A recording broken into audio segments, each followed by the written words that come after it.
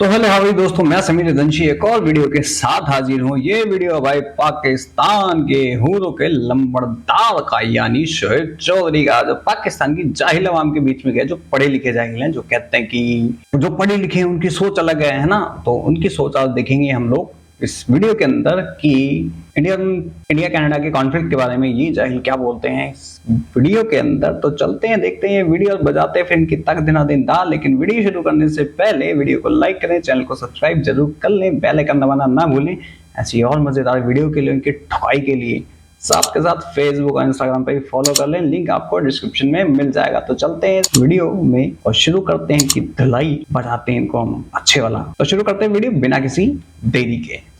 वालेकुम अस्सलाम। आपका नाम? मोहम्मद असद। क्या करते हैं आप?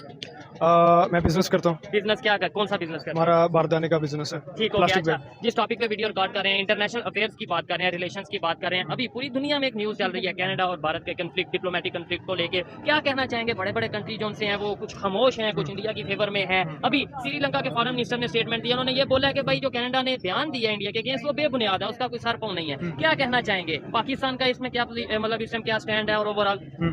सबसे पहले तो मैं ये कहना चाहूँगा कि इस वक्त जो भी करंट सिनेरियो है कनाडा और भारत के माबैन, उसमें सबसे बड़ी जो नाकामी है वो पाकिस्तान की फॉरेन पॉलिसी की है। क्योंकि इस वक्त बहुत अच्छा मौका था पाकिस्तान के पास, हमारे डिप्लोमेट्स के पास, रिलेशन बेहतर कर लें कि वो इंटरनेशनली इंडिया को एक्सपोज करते। ठीक है। जैसा क्योंकि इंडिया ने जो भी हरकत की है कनाडा में, Justin Trudeau floor of the house खड़े होकर इंडिया को प्राइम मिनिस्टर मोदी का नाम लेकर उसको कह रहा है कि आप इन्वॉल्व हैं, जो हमारे मुल्क में दहशतगर्दी हो रही है। ये एक दहशतगर्दी है।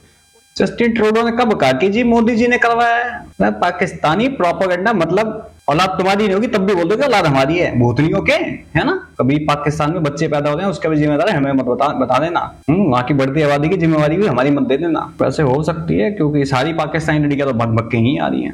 अब किस मोटिव से आ रही है आई डोंट नो, मुझे नहीं पता। क्या पता फटने के लिए भी आ रही हूँ, क्या दिमाग में क्या चल रहा है। बहुत अच्छा मौका था इंडिया को इंटरनेशनली एक दहशतगर्द मुल्क डिक्लेयर करना, लेकिन पाकिस्तान से खामोशी है। बिल्कुल पता नहीं क्यों, क्या कैसे करोगे दहशतगर्द मुल्क डिक्लेयर करना? बाप मरे अंधेरे पे बेटा पाओ दाओ। 140 टेररिस्ट तुम्हारे यहाँ पे भूतनी वाले आए दिन फटते हैं यहाँ पे तुम्हारे यहाँ पे। इंडिया में कौन है बता दे, इंडिया में कौन सा टेररिस्ट है बताओ ना। मतलब कोई सर पैर नहीं होता किसी बात का। जस्टिन ट्रूडो दूसरा, कनाडा का राहुल गांधी, वो उसका बाप आज सोचता होगा काश उस रात सो गया होता तो ऐसी गलती पैदा ना हुई होती। घंटा फर्क नहीं पड़ता इंडिया को, ठीक है ना। और तू भी जाके वहां पे खड़ा होकर ना छाती पीट ले कि इंडिया ने करवाया, बोलता करवाया, उखाड़ ले, चाउमीन ब्राउन करके दिखा दे हमारी। तुम बहुत सी ऐसी खबरें चल रही हैं, बहुत ऐसे ये जो इंडिया को मुंह की खानी पड़ी, ये हो गया वो हो गया जो। लेकिन ये है कि आपने ये बोला कि भाई जस्टिन ट्रूडो ने ये स्टेटमेंट दिया फ्लोर ऑफ द, मतलब वहाँ पे फ्लोर पे खड़े होके। लेकिन इंडिया से भी स्टेटमेंट आई है कि भाई अगर आप इसका प्रूफ दें, कोई प्रॉपर आप इसके साथ एविडेंस दें तो हम इसको माने। आप अपने पास से बेबुनियाद इल्जाम, मतलब उनकी भी बात कहीं ना लेट्स बोल, अगर इल्जाम लगाए तो साथ प्रूफ भी दें ताकि दुनिया में सामने आए। हम लोग जानते हैं कि जस्टिन ट्रूडो पाकिस्तान का प्राइम मिनिस्टर नहीं है, या वो किसी थर्ड वर्ल्ड कंट्री के प्राइम मिनिस्टर नहीं है, वो कनाडा के प्राइम मिनिस्टर है। कनाडा का पर कैपिटा इनकम 50 मुसलमान मुल्कों के बराबर है। ठीक है। और वो फ्लोर ऑफ द हाउस खड़े होके पाकिस्तान अपना इंडिया के बारे में जो भी उसने बात की है, मैं नहीं समझता कि वो इल्जाम आते हैं, क्योंकि इतनी बड़ी इतनी तगड़ी स्टेटमेंट इतना रिस्पॉन्सिबल जस्टिन ट्रूडो नहीं हो सकता। पर कैपिटा की बात की, ओवरऑल आपने बात की कि फर्स्ट वर्ल्ड कंट्री है। दूसरे जो फर्स्ट वर्ल्ड कंट्री हैं, अगर हम यूके की बात करें, अगर हम जापान की बात करें, अगर हम यूएस की बात करें, ये तो चुप मतलब जैसा वो नजर आ रहे हैं। यूएस का पर कैपिटा इनकम, मतलब ये कह रहा ना कि ये मुसलमान कंट्रियों से ज्यादा है। कतर से ज्यादा है क्या? कतर से, दुबई से, बहरीन से, इनसे ज्यादा है क्या? पता नहीं, मुझे पता, बताओ जरा यार। मुझे तो नहीं लगता इन यहाँ से ज्यादा होगी दुबई की, और सॉरी कनाडा की पर कैपिटा इनकम, जिसकी इकोनॉमी इतनी बड़ी नहीं है, वहां पे पर कैपिटा इनकम इतनी बड़ी कैसे हो सकती है? बताओ मुझे। कनाडा के अंदर सस्ती चीजें मिलती हैं, यूएस से सस्ता है कनाडा। का जो कांग्रेसमैन है उन्होंने बात की है इस पे, जो उनके फॉरेन सेक्रेटरी है, ठीक है, एंथनी ब्लिंकन साहब, उन्होंने इस पे प्रेस रिलीज जारी की है वाशिंगटन में। बर्तानिया में ऑफिशियल है ना, अमेरिका के ऑफिशियल, उन्होंने कनाडा और भारत का कंपैरिजन किया कि कनाडा जो है एक आंट है और एलिफेंट है भारत, जो मतलब अगर इकोनॉमी की बात करें या इकोनॉमी, ये देखें बात इकोनॉमी की नहीं हो रही। सबसे पहले बात ये हो रही है कि रूल ऑफ लॉ की। हर मुल्क अपना रूल ऑफ लॉ है। कोई भी मुल्क ये इजाजत नहीं देता कि उसकी सॉइल के ऊपर, उसकी लैंड के ऊपर आप उसके शहरियों को कत्ल करें।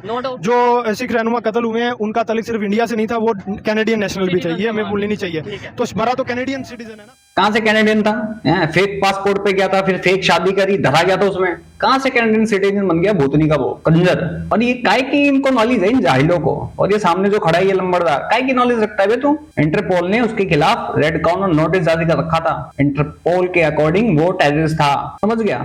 इंडिया ने भी क्लियर बोल रखा था टेररिस्ट है। तो ट्रूडो के अपने पिछवाड़े में डंडा लेके घूम रहा था उस टाइम पे। अब छाती पीटने आ गए ये सारे पाकिस्तानियों। निकाल दाऊद को बाहर निकाल, हाफिज सईद बाहर निकाल, मक्की बाहर निकाल। कहाँ है? अपनी गांड में लेके बैठे हो। मैं तो कहता हूं इनके खिलाफ एक कैंपेन स्टार्ट हमें करना चाहिए, सेव बलूचिस्तान मेक्स हिंदुस्तान। तब इनके पिछवाड़ों में आग लगेगी। और ये सब इंडियन कर सकते हैं, इंडियन गवर्नमेंट नहीं करेगी, ये इंडियन करेंगे। तब इनके पिछवाड़ों में जो आग लगेगी ना उसका मजा लगाएगा। अब धुआं दूर दूर तक उठेगा। और दूसरी बात, मुझे समझ में नहीं आता इंडियन गवर्नमेंट को कौन सी खास मत रही है भाई, कौन सी खास मत रही है कि इनको सालों को वीजा दे दिया है? किस बिहाफ पे वीजा दिया है? सीज लिंक का बाइकआउट करना चाहिए, स्टेडियम के बाहर इनको मैच खेलने ही नहीं देना चाहिए, इनको दफा करो वहां से। अगर इंडियन गवर्नमेंट ने प्रेशर में आके या फिर आईसीसी ने, बीसीसीआई ने प्रेशर में आके इनको वीजा दे दिया है तो ये इंडियन लोगों की ड्यूटी है, एक रिस्पॉन्सिबिलिटी बनती है कि इनको वहां से बाइकआउट करा जाए, मैच ना खेलने दिया जाए, इनको भगाया जाए यहाँ से। क्यों? क्योंकि हमारे सैनिक गए हैं, ये मैच खेलेंगे, इनका फिर एक ना अलग ही चेहरा नजर आता है। लाइक मेजर गौरव सर बिल्कुल सही कहते हैं। और क्यों देखने हैं इनको? बाकी अगर मैं गलत हूं तो प्लीज मेरे को बताएं। और ये जो कैंपेनिंग मैं कह रहा हूं, सेव बलूचिस्तान मेक हिंदुस्तान, ये कैंपेनिंग ट्विटर पे ट्रेंड करवानी चाहिए हम लोगों को। मैं आप सबसे रिक्वेस्ट करूंगा ये वीडियो शेयर करो ताकि इनके पिछवाड़ों में साले के पाकिस्तानियों में आग लगाएं और हम लोग लगाएं। क्योंकि हम लोग ना भूल जाते हैं 2 दिन में जब हमारे सैनिक मर जाते हैं ना, आग लगाई इनकी चिता को, बस बात खत्म जी। जाके जय हिंद बोल लिया, 2 दिन हमने ट्विटर पे लिख दिया, फिर स्टेटस लगा लिया, बात खत्म। ऐसे तो हम नहीं चलेगा ना। उनकी फैमिलीज क्या सोचती होंगी कि मेरा बेटा इन लोगों के लिए शहीद हुआ है, इन लोगों के लिए मरा है क्या? जो लोग 2 दिन लगाते हैं उसके बाद इनके साथ कोई खड़ा भी नहीं होता। तो जरा मेरी बात पे भी गौर करना। और इन सुअरों को सबक सिखाने का सबसे अच्छा तरीका बता रहा हूं ना, आपकी गवर्नमेंट इसमें कुछ कर सकती है, कुछ बोलेगी भी नहीं, क्योंकि आप कुछ इलीगल नहीं कर रहे भाई। सीधा ट्रेंड चलाओ जो ये कुत्ते अपना पाकिस्तानी सुअर जो कर रहे हैं ना, अपने मतलब अलग ही प्रोपेगेंडा लेके चल रहे हैं, तो इनका प्रोपेगेंडा वहीं ठप हो जाना है। क्योंकि सिर्फ हमें 2 ट्रेंड चलाने हैं, सेव बलूचिस्तान मेक हिंदुस्तान। फटके ना इनकी 4 हो जाए तो गए ना, ये सब अपनी औकात में आ जाएंगे, फिर बिल बलाते में तो सुअरों की तरह बिल में घुसेंगे सारे के सारे घूम घूम करके। टेक्निकली तो कैनेडियन सिटीजन मरा है, उसका कत्ल हुआ है। तो उसमें सिर्फ पाकिस्तान जैसा मुल्क तो नहीं है वो जहाँ पर रेमंड डेविस जैसा आदमी सीए का स्पाई दिन दिहाड़े हमारे 2 लोगों को कत्ल करता है और उसको पाकिस्तानी जहाज कैसे छोड़ के आता है वापस। और हमने देखा है 2008 में जो हमने जरदारी दौर में देखा हमने मामला। ये जो भी गैरतमंद कौमें होती हैं, गैरतमंद मुल्क होते हैं, वो इसको बहुत ज्यादा इसकी अहमियत समझते हैं। ठीक हो गया। ये कनाडा वही गैरतमंद है जो ईरान में वॉर ऑफ टेरर लड़ने गया था, अपने सिपाही भेजे थे इसने। ये कनाडा वही मुल्क है, इसने अपने सैनिक भेजे थे ईरान के अंदर लोगों को मारने के लिए, बच्चों को मारने के लिए, औरतों को मारने के लिए। तब इसकी गैरत कहाँ गई थी ईरान की ट्रूडो की? पिछवाड़े में घुस गई थी इसके साले के। इन जाहिलों को नहीं पता ना। और ये सामने जो खड़ा है, स्टडी कर लिया करो थोड़ी सी जाहिलो। और जो लोग हमारी इंडिया में बैठ के कुछ यूट्यूबर ना इसका सपोर्ट कर रहे थे, सना अमजद और जब इसका रंडी रोना जो हुआ था, काय को सपोर्ट करते हो भाई?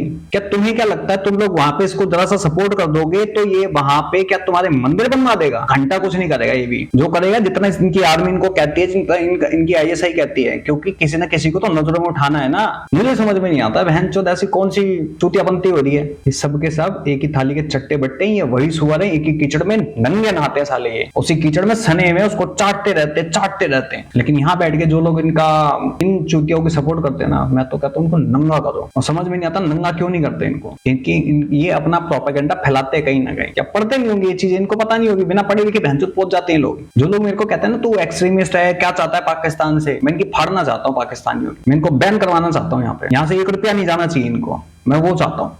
इंटरफेरेंस को हम समझते हैं इंटरफेरेंस अगर किसी दूसरे कंट्री की किसी कंट्री में होती है तो वाकई में वो एक बहुत बड़ा इशू है। लेकिन आपने जो बात की कि पाकिस्तान के लिए बहुत बड़ा मौका था, मैं ये समझा कि आप कहने लगे पाकिस्तान के लिए बहुत बड़ा मौका था कि भारत के साथ रिलेशन बेहतर कर लें ऐसे टाइम पे जो उनके साथ मतलब उनके साथ स्टैंड देके। आपको लगता है कि कनाडा के साथ हम लेट्स सपोज खड़े होते हैं या खड़े हैं, कनाडा हमें वीजा नहीं देता, हम उनके साथ खड़े होकर भारत के, और वो हमारा नेबर है, जो भी है तो नेबर है, हम चुप रह ले वो कहीं ना कहीं समझ आता है। लेकिन यह है कि कनाडा का साथ देके सब नेबर्स अच्छे नहीं होते, जरूरी हर नेबर के साथ तल्लुकात अच्छे हों, लेकिन तल्लुकात हम चाहते हैं हमारे अच्छे हों इंडिया के साथ, लेकिन इंडिया भी चाहता है, इंडिया ये चाहता है नहीं चाहता हम बेहतर समझते हैं। अगर वो हमसे तल्लुकात अच्छे चाहता होता तो 2018 में हमारे प्राइम मिनिस्टर की स्पीच का जवाब वो अभिनंदन को भेज के ना करता। हमारे प्राइम मिनिस्टर ने बोला, हम ये कह सकते हैं, एक सवाल है, मतलब एक डिबेट हो रही है, हमारे पास तो प्रूफ है ना, हमने उनका स्पाई पकड़ा हुआ है 2017 में, हमने कुलभूषण यादव हमारे पास है, हमने अभिनंदन पकड़ा, पूरी दुनिया ने देखा। ठीक है, कुलभूषण यादव हमारे पास है, लेकिन इंटरनेशनल कोर्ट में अभी तक हम उसको सजा नहीं दिलवा सके। और दूसरे नंबर पे एक आपने बात की कुलभूषण यादव पास है, हमारे यहाँ पे तो प्रॉपर सबूत हो गया। अगर अजमल कसाब की बात करें, फिजिकल फॉर्म में मौजूद है, एक इंसान की शक्ल में मौजूद है। अजमल कसाब की अगर बात करें, वो तो हामिद मीर ने जाके उनके घर में इंटरव्यू ले लिया कि वो हमारा मीडिया का एजेंडा था, लेकिन अजमल कसाब के बारे में इंडियन मीडिया खुद क्या कहता है कि वो पाकिस्तानी था भी कि नहीं, वो हमारे पास मेरे ख्याल से अगर हम थोड़ा माजी में जाके देखें, हमें पता चलेगा अजमल कसाब पाकिस्तानी भी नहीं था ना। फिर तेरी बुआ का लड़का था, कहाँ से आया था? ईरान से आया था, अफगानिस्तान से आया था, यूएस ने भेजा था। मतलब उस बंदे का प्रॉपरली नार्को टेस्ट हुआ है, उसका वीडियो रिकॉर्ड हुआ है, यूट्यूब पे पड़ा हुआ है। तुम एक मेरे को उसका यादव का दिखा दो, तुम कुलभूषण यादव का एक मेरे को ऐसा वीडियो दिखा दो जो हथियार लेके खड़ा हुआ है, ऐसा उसका एक वीडियो नार्को टेस्ट करवा के एक दिखा दो। क्यों आंड में दम नहीं है? उसने पूरा अपना एड्रेस बताया उसमें, मेरे अब्बू ये करते थे। तो भी साले उसी जाहिल का लगता है, खूनी तो वही है ना जाहिल। तो हमारे मीडिया माशाल्लाह जियो न्यूज ने पाकिस्तानी बना के डिक्लेयर किया उनके मुफाद की खातिर, इंडियन मुफाद की खातिर। दूसरे नंबर पे अगर उसामा बिन लादेन की बात करें, आपने बोला इंटरफेरेंस अगर कोई दूसरा कंट्री करता है, अमेरिका ने तो इंटरफेरेंस की और इतनी मतलब वर्ल्ड लेवल की एक मतलब एग्जांपल उन्होंने सेट कर दी कि भाई आगे उसामा बिन लादेन को उठाया। उससे पहले वो रेमंड डेविस कर चुके थे ना, ठीक है, तो उनको आपने वो हालाशेरी दे दी कि आप हमारी अब अगर आप बराक ओबामा की बुक पढ़ें जो उसने अपनी टर्म के ऊपर पूरी लिखी है, उसमें वो कहता है कि जब उसने कहा मैं बहुत खौफजदा था जब मैंने आसिफ जरदारी को कॉल की, और उसने कहा मुझे लगा कि वो शायद आगे से बहुत ऑफेंड होगा, लेकिन अग्रेसिव, लेकिन कहता मैंने बड़े अपने थिंक टैंक को बुला के उससे मशवरा किया कि मैं उसको क्या बोलूं। वो ये बराक ओबामा बोल रहा है, यूएस का प्रेसिडेंट, एक्स प्रेसिडेंट, और वो कहता है मैं हैरान हो गया जब प्रेसिडेंट जरदारी ने बोला कि आप करी जाएं, कांग्रेचुलेशन, मुबारकबाद दी। तो यहाँ से हमें आइडिया होना चाहिए कि हम किस सतह तक गिर चुके हैं। अच्छा लगा बात नहीं, तब तो तुम्हें सालों यही नहीं पता था कि हैं कि कहाँ है। तुम्हें यही नहीं पता लगा किसने क्या कर दिया, तुम्हें तो बाद में पता लगा था। और तुमसे कब पूछा उसने कौन सी बुक पर लिखी है? भाई मैंने किसी ने बुक पढ़ी हो तो प्लीज मुझे कमेंट सेक्शन में बताएं। ये जाहिल कुछ भी पेलते हैं। आज तक भाई मेरे को ये खबर नहीं आई, कभी मेरे को पता ही नहीं लगा कि बराक ओबामा ने ये बोला था कि आसिफ जरदारी को मैं खौफजदा था, डरा हुआ था। वो तुम्हारे पिछवाड़े में डंडा देकर उछाल देगा। उस टाइम पे वो वहां का प्रेसिडेंट था, उछाल देता तुम लोगों को, तुमसे पूछता वो। वैसे तुम्हारे हाफिज सईद को भी ठोकने का इंतजाम कर लिया था, है? उसकी इतनी फटी बेचारा जाके जेलों में बैठा हुआ है। क्या उखाड़ लिया? किसी का अपना एक पॉइंट ऑफ व्यू होता है, अपनी एक ओपिनियन होती है, इनकी अपनी ओपिनियन है, मेरी अपनी ओपिनियन है। बहस करने का, डिबेट करने का मकसद ये होता है पाकिस्तान की खातिर है ना, कंस्ट्रक्टिव, ऐसे ही है कि मतलब एक कंस्ट्रक्टिव जोन सी है वो जोन सी क्रिटिसिज्म वो होना चाहिए, वो जरूरी है। जैसे मेरी ओपिनियन ये है कि भाई हमें तो जो इस टाइम पे अपने नेबर का साथ देना चाहिए था, आपकी ओपिनियन ये कनाडा का साथ देना चाहिए था, लेकिन आप मेरी से डिसएग्री कर सकते हैं। मैं डिसएग्री करूंगा, नेबर तो कभी भी कोई मौका नहीं छोड़ता हमें इंटरनेशनली जलील करने का। हमारे नेबर ने हमारे साथ हमारी जो क्रिकेट टीम अभी तक उसको वीजा नहीं जारी किया। ठीक हो गया, वीजा मिल गया, कांग्रेचुलेशन, आपसे पता लग रहा है मुझे। ठीक है, लेकिन दूसरे नंबर पे देखें ना, हमारे यहाँ पे भी तो इश्यूज है। पहली बात, इनको वीजा क्यों दिया गया है? दूसरी बात, तुम साले दहशतगर्द हो, एक्सट्रीमिज्म हो, जाहिल हो, मदरसा छाप हो, जिहादी हो तुम सारे। तुम्हारे क्रिकेटर भी जिहादी हैं साले, वो कम नहीं है। श्रीलंकन टीम के साथ पता है क्या किया था तुम्हारे जाहिल क्रिकेटरों ने, जिहादियों ने? रिकॉर्ड है ये तो उन जाहिलों को यहाँ पे क्यों बुलाना और क्यों देना उनको? और तुम जैसे साले पड़ोसी होने से अच्छा कि फट के मर जाओ तुम लोग, तो जितना क्यों हो तुम लोग। कलंक हो इस दुनिया पे, 22 करोड़ का मुल्क एक कलंक है। मुझे समझ में नहीं आता, पूरी दुनिया इसको झेल के हुई है। बम मार के खत्म करे इसको तो साले को। और जितने पाकिस्तानी जहाँ पे भी बसे पड़े ना, सबको लात मार के भगाए, इकट्ठा करके सारी आग लगा दे इनमें। कुछ लोग मेरे को क्रिटिसाइज करेंगे, ऐसा नहीं बोलना चाहिए, इंसान है। अरे लड्डू रेगिस्तान इंसान है साले, ये इंसान है, ये जाहिल की औलाद है। ये वो कुत्ते हैं कि जो अपनी बहन माओ का भी मांस नोच के खा जाएं। तो ऐसे लोग इंसान नहीं होते, ऐसे लोग जानवरों से भी बदतर होते हैं। ऐसे लोगों को जिंदा रहने का भी हक नहीं है। कि वहाँ पे हमारे लेकिन वो हमारे घर के इशूज है ना, वो हम उसमें किसी को मुदाखलत की इजाजत तो नहीं दे सकते। जो घर के इशू है उसमें मुदाखलत की इजाजत नहीं दे सकते। एट द एंड ये बता दें कैसे रिलेशन बेहतर हो सकते हैं। यानी कि अगर पाकिस्तानी है, एजुकेटेड पाकिस्तानी है, एक साइड पे ये कहें कि भाई नेबर कभी हमारा बेहतर नहीं सोचता, और साथ ही उसी टाइम पे हम ये भी स्टेटमेंट आपने दिया कि भाई हम रिलेशन बेहतर चाहते हैं। ये तो समझ लें ऐसे फिर चलता रहेगा। अगर हमारी सोच बहुत सिंपल हल है, बहुत सिंपल हल है। सबसे बड़ा जो हमारा डिस्प्यूट मसला है हमारे नेबर के साथ, हमारे साथ सिर्फ एक नेबर तो नहीं है, ईरान हमारा नेबर है, हमारे अच्छे तल्लुकात हैं। ईरान के साथ हमारे ज्यादा अच्छे तल्लुकात हैं इंडिया के। देखें वो मफाद, पता क्या बात है, इंटरनेशनली कभी भी ये चीज नहीं होती, मुफाद देखे जाते हैं। अफगानिस्तान के हमारे साथ ज्यादा रिलेशन बेहतर है या भारत के साथ? मेरे ख्याल से अब हमारे कुछ बेहतर तल्लुकात हैं अफगानिस्तान के साथ। जब से अफगान वॉर ऑन टेरर खत्म हुई है, हम बॉर्डर आप देखते हैं ना क्या वो हमारे ऑन एंड ऑफ चलते रहते हैं। कुछ मसले हमारे साथ भी हैं, हमारे साथ ज्यादा हैं मेरे ख्याल से। हमारे नेबर्स, अब देखें, नेबर्स सभी जरूरी नहीं अच्छे हों। चाइना के अलावा हमारी किस नेबर के साथ बनती है? ये एक सादा सा सवाल है। चाइना के अलावा किस नेबर के साथ हम कह सकते हैं कि भाई ये देखो ना कितना बेहतरीन रिलेशन चल रहा है? जब हमसे किसी को प्रॉब्लम नहीं होगी, हमारी सब नेबर्स के साथ ये बनेगी। चीज है, यानी कहीं ना कहीं इशू हमारे में साथ भी है, उनमें भी इशूज हैं। हम है। वो अपने इशूज को एड्रेस करें, हम एड्रेस करते हैं, वो रिजॉल्व करें, हम अपने को करते हैं। अब पाकिस्तान और इंडिया का जो मेन इशू है वो मैं समझता हूँ कि इतना ज्यादा नहीं है। हमारा सबसे बड़ा डिस्प्यूट है वो 76 ईयर से एक ही है, सबको पता है, वो कश्मीर का। अगर वो हमारा रिजॉल्व हो जाता है तो मेरे ख्याल से कोई ऐसी चीज नहीं है कि हमारा वहाँ से उनके साथ तल्लुकात अच्छे ना हो, क्योंकि हमारी करेंसी सेम है, हमारा कल्चर सेम है। और जब पाकिस्तान बना भी था तो हमारे जो सुप्रीम लीडर है हमारे कायद मोहम्मद अली जना, उन्होंने एक बड़ी सी मिसाल दी थी कि पाकिस्तान और इंडिया के जो तल्लुकात हैं वो ईस्ट जर्मनी और वेस्ट जर्मनी जैसे होने चाहिए, बायलैटरल होने चाहिए, बड़े अच्छे होने चाहिए। कश्मीर तुम्हारी बुआ का है वे? अबे सुअर के थोते जैसे तेरे तुम मुंह में उद्या दारू आएगी, समझ गया? और तुम्हारा जाहिल आजम, अगर उसके अंदर इतनी अकल होती ना, वो कभी, वैसे अकल तो बहुत थी जाहिल में, उसने अच्छा काम करा, तुम जाहिलों को हटा दिया, नहीं तो साले आज तुम इसको भी खा चुके होते। 22 करोड़ के जाहिल लोग इसको भी खा चुके होते आज के डेट में, और यहाँ वहां दंगे हो रहे होते। अच्छा करा।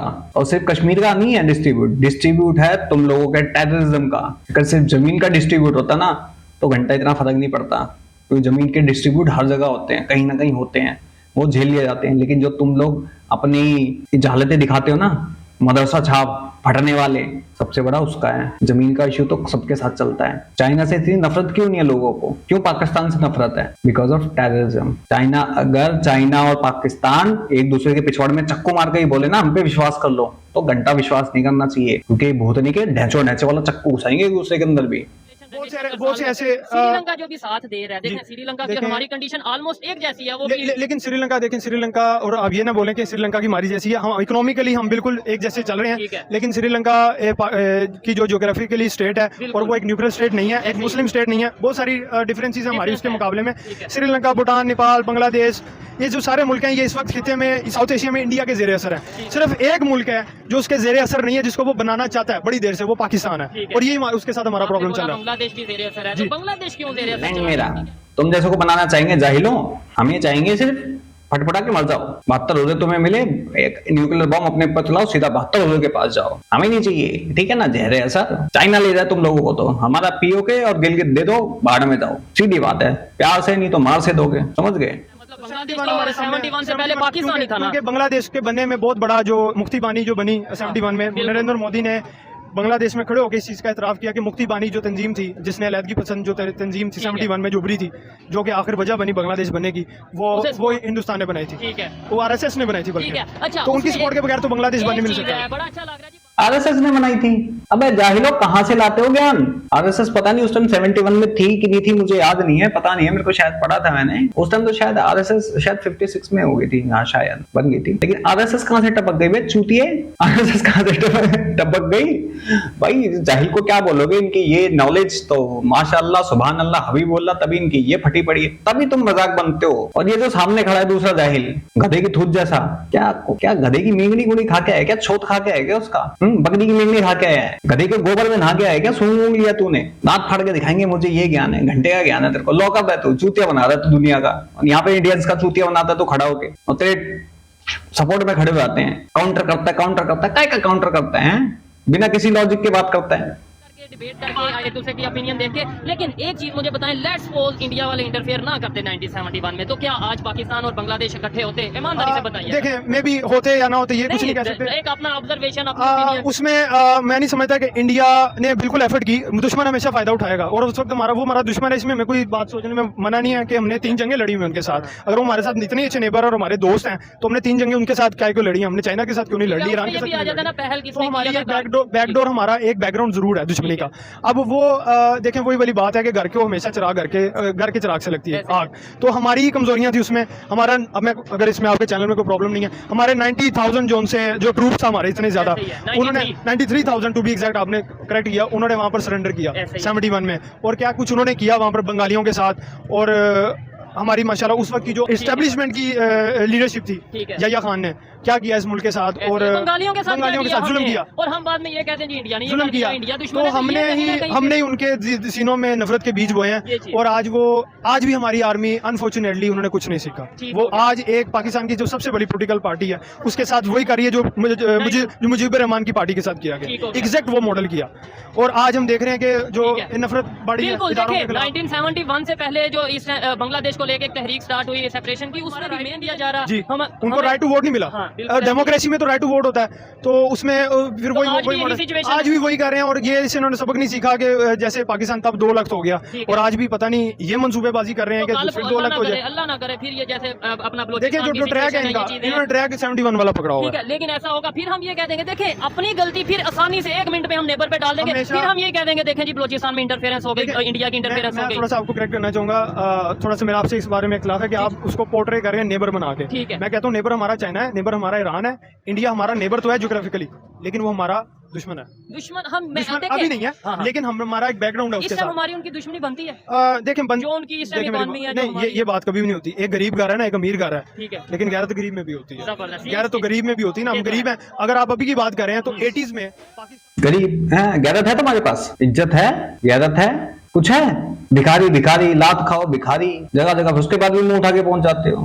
वेस्ट को गालियां देते हो, यूरोप को गालियां देते हो, फिर वहीं पासपोर्ट वीजा लेने पहुंच जाते हो। तुम लोगों की इज्जत नहीं है, एक भिखारी की इज्जत है, लेकिन तुम लोगों की इज्जत नहीं है। तुम थुक के चाटने वाले हो। फ्रांस को बाइकआउट थुक के चाट लिया, फिर उसी को यूएस को बाइकआउट थुक के फिर चाट लिया उसको। में सबसे तेजी से ऊपर जा रहा था, ठीक है, जहां आज हिंदुस्तान है वहां 60s में, तो तब हम कह सकते थे हमारी उसके साथ दुश्मनी बनती है नहीं बनती, ये तो उनको सोचना चाहिए था। तो 65 में उन्होंने क्या सोच के हम पे अटैक किया? हम इंडिया से बहुत ऊपर थे 65 में। ये हमें हिस्ट्री में ये बताया जाता है कि हमने 65 में जो है वो डिफेंस किया, उन्होंने अटैक किया, उन्हें ये बताया जाता है पाकिस्तान ने 71 का, उन्हें ये बताया जाता है कि भाई वो बांग्लादेश का आपस का इशू था। इवन अगर कारगिल वार की बात करें तो वो ये कहते हैं कि भाई इन्होंने जो है वो मुजाहिदीन को किन्होंने भी किया, लेकिन लड़े तो दोनों, नुकसान दोनों तरफ हुआ। क्यों भाई, किन्होंने क्या किया? 48 में तुमने कबायली भेजे, कुत्ते की तरह सुअर की तरह पिटे। 65 में ऑपरेशन जिब्राल्टर करा, कश्मीर में भेज रहे थे, हैं ठोक दिए, यहाँ पे लाहौर तक पहुंचा दिया। 71 में तुम लोगों ने वहां से क्या कोशिश करी थी, तुम लोगों ने इंडिया पे भी हमला करने की, ठोक दिया गया। 99 में तुम्हारा मुशर्रफ गया था ना, हम तो ले लेंगे कारगिल कश्मीर ले लेंगे, कारगिल गवा के चले आए, फटकी गांड। तुम्हारा जो एयरफोर्स का चीफ था ना, उसकी इतनी फटी पड़ी थी क्योंकि 71 में उसको 3 साल तक हमने मेहमान बना के रखा था, 3 साल बाद छोड़ा था। उसकी इतनी चौड़ी हुई पड़ी थी कि उसने अपने एयरफोर्स के पायलट अपने हवाई जहाज नहीं भेजे। मुशर्रफ चीखता रह गया, मुशर्रफ को बोला बोंड बना छोले खा, मैं नहीं भेज रहा, क्योंकि पता है इंडियन कैसे कुत्ते की तरह मारते, फिर सुअर बनाते मार मार के। वहाँ के भी लोग इंसान ही मरे, यहाँ पे भी मरे, लाशें तो उन्होंने बिठाई, हमने भी जनाजे उठाए। तो अच्छी बात, जो जीते वो भी मैं समझता हूँ जीत के भी नुकसान। जंग से कोई जीता नहीं है, दोनों तरफ नुकसान होता है। जंग की तरफ नौबत ही नहीं आनी चाहिए, हमेशा सियासी हल होना चाहिए किसी भी चीज का, पीस डायलॉग होने चाहिए। जंग कभी भी हल नहीं है, जंग किसी भी चीज का हल नहीं है। 20 साल जंग लड़के देख ली, अमेरिका ने सुपर पावर में वार ऑन टेरर अफगानिस्तान में जूते खा के निकला वहां से। यही बात तो कहना चाहता हूँ कि हम अगर 76 साल से दुश्मन कहते हैं कि यही पॉइंट आपका पॉइंट अब आपने खुद बोल दिया। मैं भी ये कहता हूँ कि हम ये माजी की बात कर रहा हूँ कि माजी में हमारी उनके साथ, अब तो हमें नेबर कहना चाहिए, दोस्त कहना चाहिए, या अपना जो है वो अच्छे। हम आज भी तैयार हैं इंडिया के साथ पीस टॉक करने के लिए, कश्मीर पे बैठने के लिए, लेकिन हम नहीं चाहते वो हमारे मुल्क में दहशतगर्दी करे या बॉर्डर पे हमारे सोल्जर्स को शहीद करें। अब ये जो उनसी भी ताकतें ये करवाती हैं, दोनों मुल्कों को लड़वाती हैं, उनको दोनों को पहचाना चाहिए, दोनों मुल्कों में वो कौन करता है। ऐसे ही है जी, बहुत अच्छा लगा बात करके। देखें इनसे मैं बहुत हद तक डिसएग्री करता हूँ, ये भी डेफिनेटली मेरे से डिसएग्री कर रहे होंगे, लेकिन जब हम ऐसी डिबेट करेंगे, ऐसी बात करेंगे, मीडिया में आपस में डिस्कशन होगी, तो शायद हम हल की तरफ जाएंगे, हमारे माइंड क्लियर होंगे। आइए मजीद किसी से बात करते हैं। कोई सी तीसरी ताकत घंटा नहीं आ रही है, समझ गए? ये तुम लोगों की जहालत है, कुत्ता बनते तुम लोगों की आर्मी, और तुम लोगों के अंदर जो भरा गया ना बचपन से, हमारा बच्चा मुजाहिद है, तेरे दिमाग में वही है बेटा, कुछ चेंज नहीं है, बस खाली बकचोदी का ट्रक कहीं है थोड़ी देर के लिए, और कुछ नहीं है।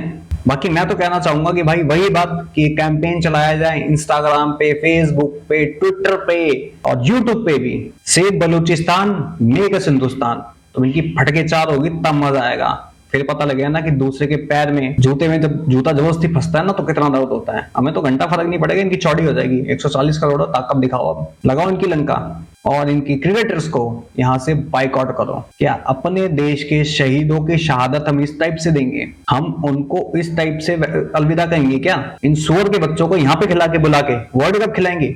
रेवेन्यूज देंगे यहाँ से उठा के हम। मैं गलत हूं तो मुझे बताओ। बाकी आप लोगों का क्या कहना है इस वीडियो के बारे में और मेरे ओपिनियन के बारे में कमेंट सेक्शन में जरूर बताएं। मैं समीर उद्दीन चलता हूं, मिलता हूं आप सबको किसी और वीडियो के अंदर। तब तक के लिए जय हिंद, जय भारत एंड जय श्री कृष्णा।